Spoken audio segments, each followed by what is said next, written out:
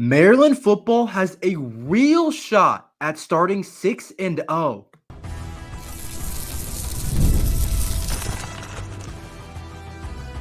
You are Locked On Terps, your daily podcast on the Maryland Terps, part of the Locked On Podcast Network.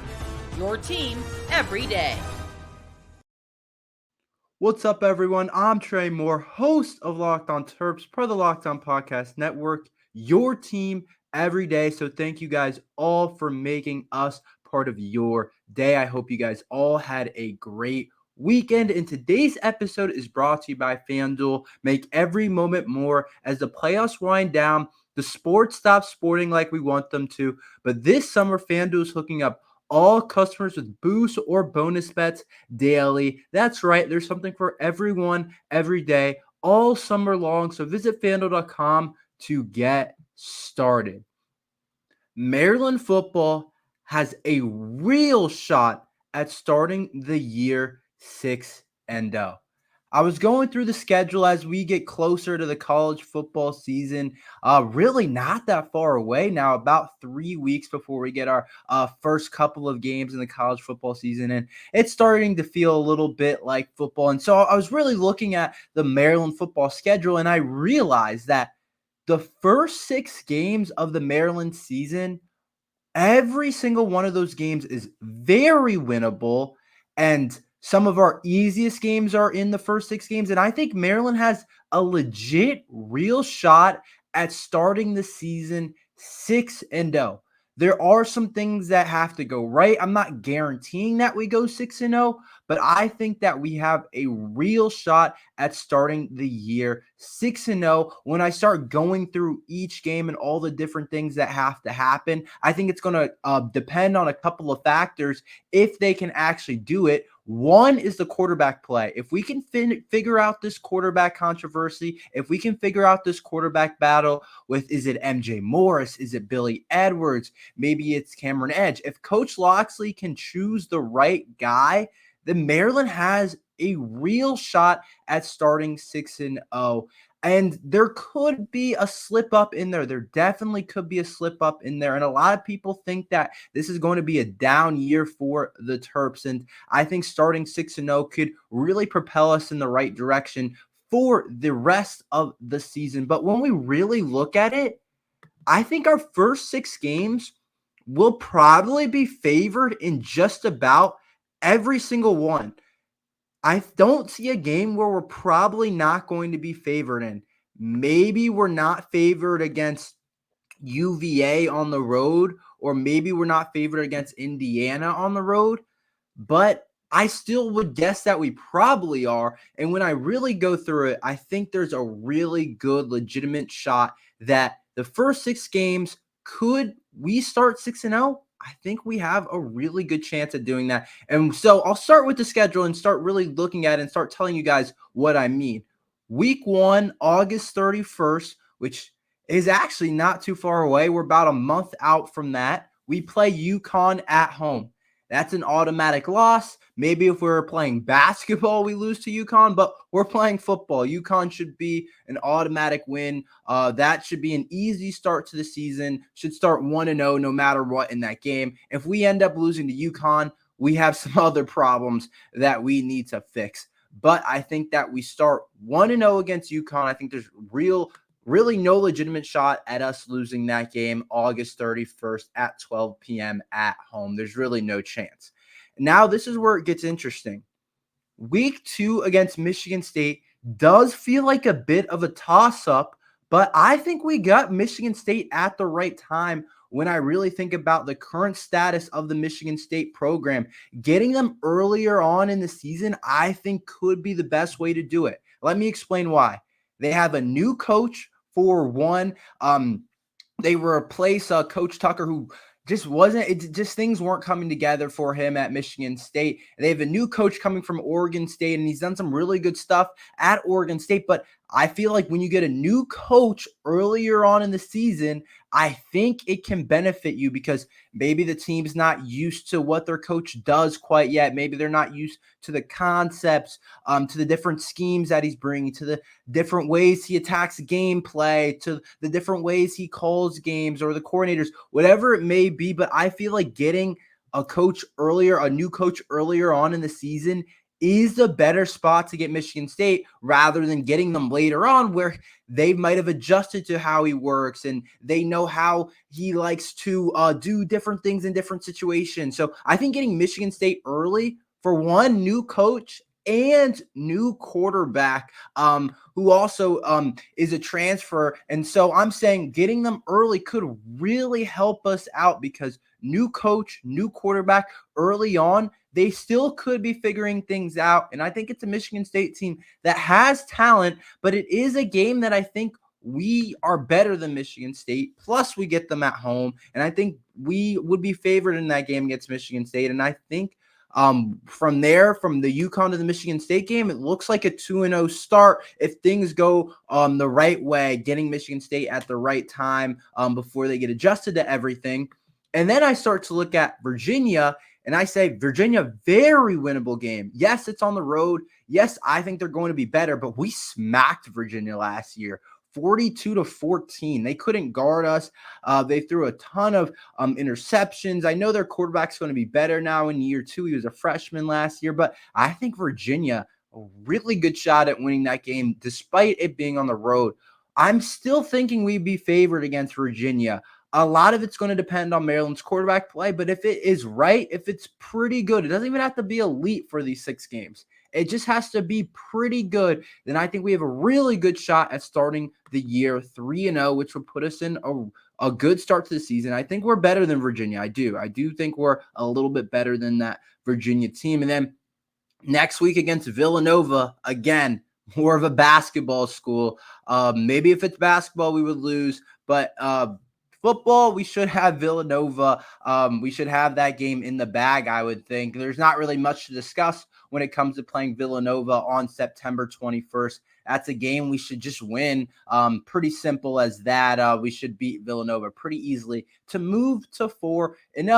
And then we play Indiana, a team that's picked to finish below us in the Big Ten, and they're picked to finish below us in the Big Ten for a reason. I'm not super high on Indiana. I don't think that they're elite this year. I don't think that they're good. I think they're just okay. And that's another game that I think, even though it's on the road, I think we'll be favored against Indiana. And I think that gets us to 5-0, and we have a really good chance to beat an Indiana team that I still think is trying to figure things out and is still kind of rebuilding that roster. And then the next week, we look to Northwestern.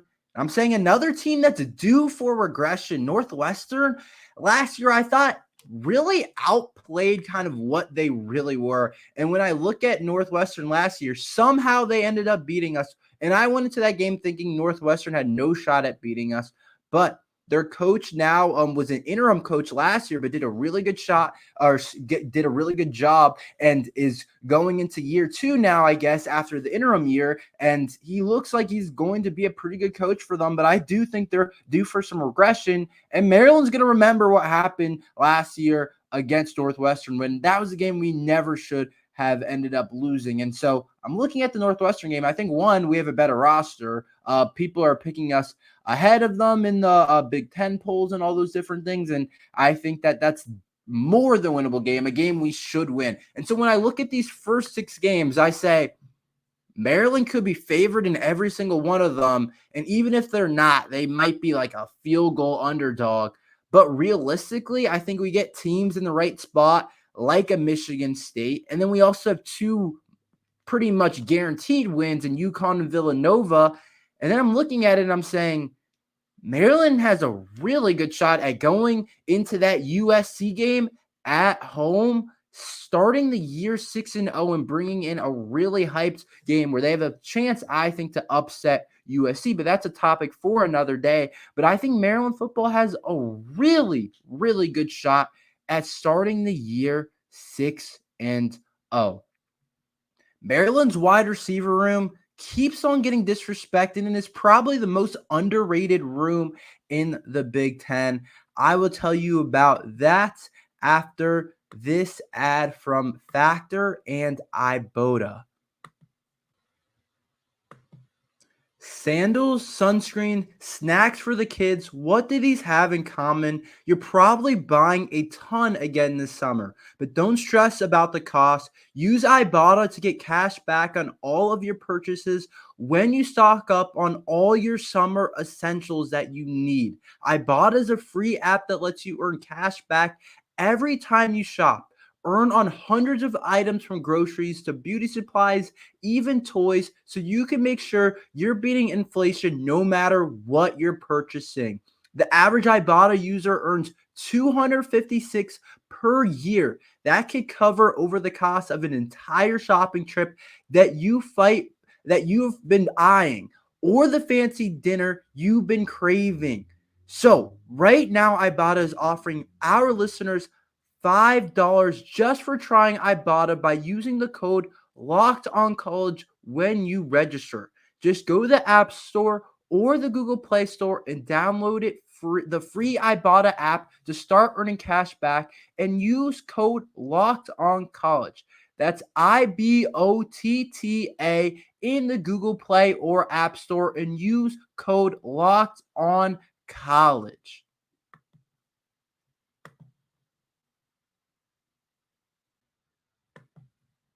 Warmer, sunnier days are on the way, and Factor's got you back for them.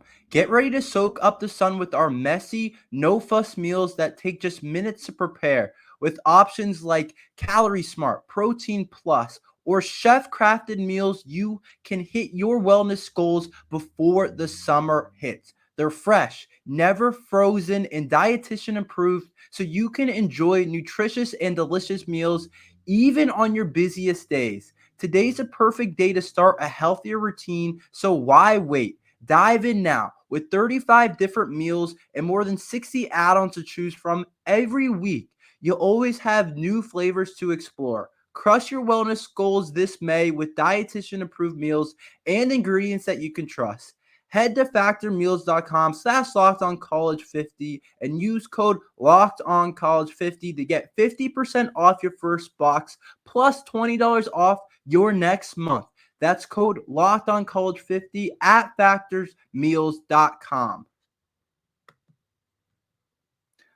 Maryland football, I think, has the most underrated wide receiver core in the entire Big Ten. When we start to look at the roster, when we start to look at the receiver room, I was looking at different lists that everybody put out, and rarely anybody had the Maryland receivers as the top receivers in the Big Ten. But I think that we have two returning receivers that are definitely two of the best players, two of the best receivers, two of the best players on our team in the entire Big Ten. And a lot of people aren't giving them the respect that I think that they deserve.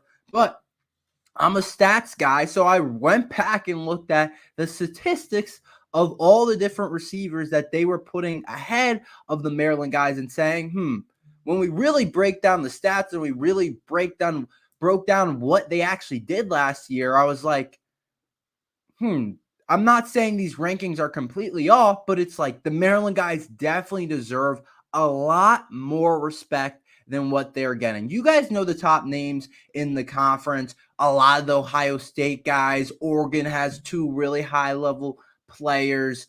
Penn State brings in Julian Fleming from Ohio State. There's some good receivers in the Big Ten, but I was looking at the list and I was saying, okay, there are some good receivers in the Big Ten that are returning, but why am I never seeing Caden Prather and Ty Felton, maybe the two most underrated wide receivers, going into next year in the Big Ten?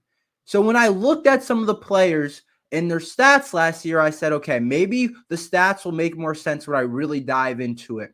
So one player that they had ranked ahead in a lot of rankings in terms of Big Ten receiver rankings is Zachariah Branch, who I think is a really awesome athlete, but I don't think that he's he statistically quite has been yet what Ty Felton and Caden Prather have brought to the Maryland team. And so I looked at the stats last year. Zachariah Branch was a freshman. He had 31 receptions for 320 yards and 2 touchdowns, compared to Ty Felton, who had 48 receptions last year for 723 yards and 6 touchdowns, with an average of 15 yards per catch, compared to Zachariah Branch's average of 7.8 yards per catch, or excuse me, 10.3 yards per catch. That was 7.8 yards per carry. Got a couple of carries too. And so I'm looking at Zachariah Branch and I'm saying, okay, yeah, he's really explosive. He's one of the best athletes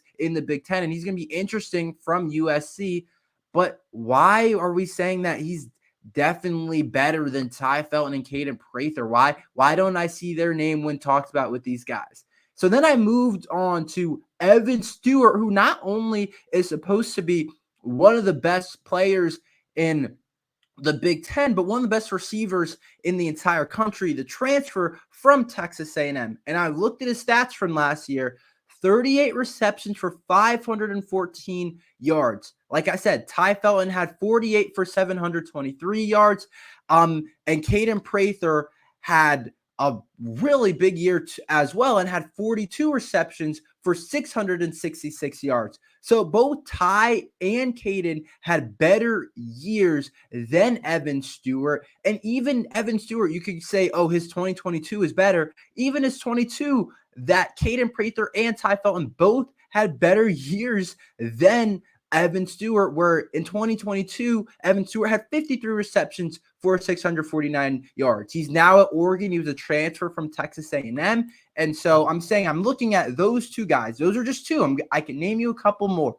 Those are just two guys that I'm saying, okay, so you're saying Evan Stewart's one of the best receivers in the Big Ten. And you're saying Zachariah Branches, and those guys are associated with big brands with Oregon and USC, big names, and they're really good players. I've seen them play a ton, but I just think when I look at Caden Prather and I look at Ty Felton and I look what they can do in terms of their touchdown production last year, in terms of the receiving production last year, I'm saying these guys should get a lot more credit than what they are given. And it's not like it's been just 1 year for Caden Prather. In 2022, Caden had 52 receptions for 501 yards, which is better than the year that Zachariah Branch had last year. And so I'm looking at those two guys. I'm saying two good receivers, but why are we having them ranked higher than Ty Felton and Caden Prather? Or why aren't Caden Prather and Ty Felton at least mentioned with those guys? Because when you look at the stats say that they should be at least mentioned with those guys.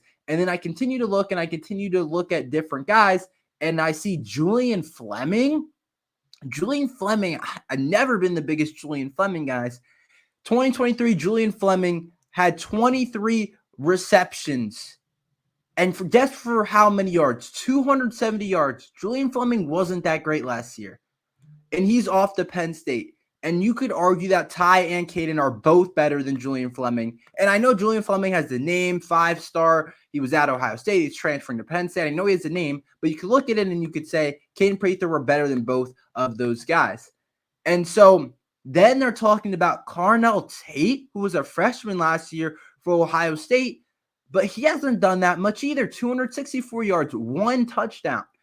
And so all those guys were mentioned above Caden Prather and Ty Felton. And so I'm starting to look at it and I'm starting to say, why? Why? Is it just because it's the bias? It's just Ohio State receivers are automatically going to get that kind of higher ranking, or Oregon, Evan Stewart came in. All these guys kind of came in as 5 stars. I think that is a common thing that every single one of these guys, Evan Stewart, Zachariah Branch, Carnell Tate, Julian Fleming, they all were 5 stars. Even Emeka Mbuka, who we look at as maybe the best in the entire country, had 41 receptions for 515 yards last year. So I know in 2022, Emeka is a little bit of an exception. In 2022, he had 1,000 yards. So I'm really looking at it and I'm saying, Ty Felton and Caden Prather are two of the most underrated skill sets, two of the most underrated receivers in the Big Ten. And I think we have one of the most underrated wide receivers rooms in the Big Ten. I think those two guys are elite. I think those two guys are two of the best guys in the Big Ten and deserve more respect. And they should be given more respect because they're really good players in that room. Maryland misses out on a huge recruit. We'll talk about that after this ad from FanDuel.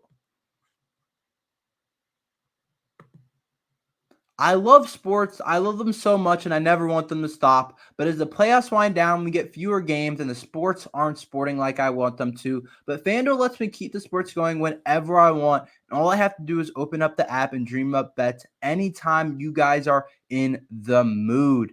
And guys, go on to FanDuel now because this summer, FanDuel is hooking up all customers with a boost or bonus bets daily. Right now, there's something for everyone every day all summer long. There's a bunch of MLB games. There's a full MLB slate today and tomorrow and for pretty much for a while now. And then we get football season coming up soon. And if you want to make a future bet, like if you want to bet the Chiefs to win the Super Bowl, or if you're a DC sports fan and that's the reason you're watching this, you want to bet the Commanders to win the Super Bowl. You can bet Jaden Daniels to win Rookie of the Year. You can do all those different things on FanDuel. So if there's anything you like, you can do that. So head over to FanDuel.com and start making the most out of your summer. FanDuel, the official sports betting partner of Major League Baseball. So Maryland misses out on 4-star cornerback Blake Woodby.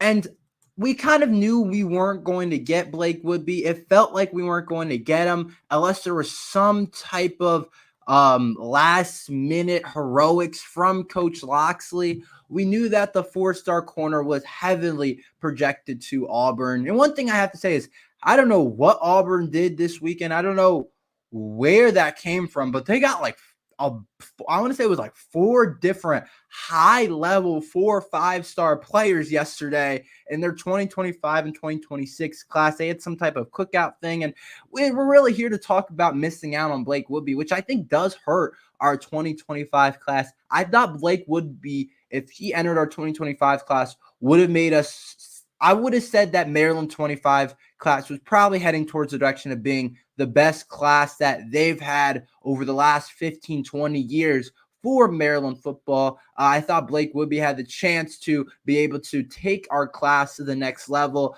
It seemed like it was between us and Auburn. It seemed like that's what it came down to. But Auburn has some things that Maryland just doesn't have. And I think when you start looking at getting some of these really high-level in-state guys, and I know we've done a really good job at it at this cycle with Zymir Smith, who I talked to on Locked on Terps. You can check that out on the page. It was just a couple days ago with 4-star Malik Washington and Bryce Jenkins, 4-star defensive lineman. We've done a really good job recruiting in the area, the 4-star talent. But I've always kind of wanted more, and there's always another guy that you want. And when you look at Blake Woodby, he's a guy that's ranked 100 nationally on 247 composite, the 11th ranked corner, 3rd player in the state of Maryland, and he's really high-level corner, was committed to Ohio State. And I thought after he decommitted from Ohio State, I thought Maryland had a real shot at potentially getting Blake Woodby, but it just didn't end up coming true because a lot of people were saying Ohio State said that they liked 2 other corners in the class more than him that committed to Ohio State, and that they didn't know what in terms of playing time would look like in the future, which I don't know how much is true or not, but that's just what I heard. That's what people were reporting about. I still don't know exactly how that's true, but Blake Woodby's right from the area. It's in the Baltimore area, attended St. Francis Academy, and so I thought he was a guy that was like definitely one of the top options that we wanted. It does kind of hurt us, but it also doesn't kill us at all. We've been recruiting at a really high level. You can't land anybody. And also, I'd like to say that our cornerback, the way we've recruited corners over the last couple of years and the way we've developed corners, I feel pretty good about it. We've got a lot of different really high-level players that we have committed at, specifically in the secondary, like Braden Lee, who was a 4-star, like Jet White. There's a lot of different guys in the secondary that are high level. Zymir Smith, 4-star, might end up playing at the corner spot with how good of an athlete he is. Sometimes you want your best athletes on defense. And so we've done a really good job at recruiting corners, but I did think Blake Woodby would have had a chance to push our class to a top 20 class, which could have been huge. But at the end of the day, it was trending towards Auburn. They are an SEC team with a lot of NIL money, it seems like. And so it would have been hard to get him. But I do think that it doesn't kill us with how we've been recruiting the corners. You could argue corners been our best spot that we've recruited and also developed, which Tarheeb still getting drafted last year in the 4th round, and then Jacorian Bennett getting drafted the year before, as well as Deonte Banks. Can't forget about him, was a 1st-round pick. There's a lot of good things going on with Deonte Banks. And so I think we developed the 3-star talent at corner really good. And I also think we've gotten some 4-star talent. And depending on where Zamir plays, it could be still a really good cornerback future for Maryland football. Maybe the brightest future out of any position group, I think, could be corner. And so I'm definitely disappointed that we missed out on him, but it also was like kind of, we knew it was more than likely headed in that direction. And I hope he made the right decision with Auburn, but never can count out Coach Locksley at signing day. Never can. You never can. You never know who he can flip. He's flipped guys, it seems like, every year, and you never know who Coach Locksley can flip. So just keep a lookout for that, and that you never know what could happen with Coach Locksley potentially flipping guys. Jalen Gilchrist is the next guy that we're going to be really looking out for, the 4-star offensive lineman, one of the top recruits in the 2025 class that it seems like everybody wants, is scheduled on August 3rd.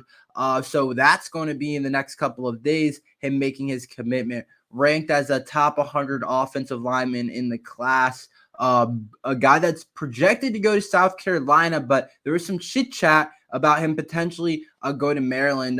But they do have him projected to go to South Carolina. But maybe that can change. Maybe he ends up actually not committing to South Carolina. I think Maryland's still very much in it. It's between Maryland, Georgia, and South Carolina. So we'll see. I think that Maryland's a better option for him, but what am I to say? What am I to tell him? But I hope that he's another local kid from Virginia. So I think we have a pretty good shot at him. But overall, recruiting is still going really well. Our class is still in a really good spot, even though missing out on Blake Woodby did hurt us. But that's all we have for today. Thank you for listening to Locked On Terps. Make sure you like and subscribe. We're here every day talking Maryland football and basketball. So thank you for listening to Locked On Terps.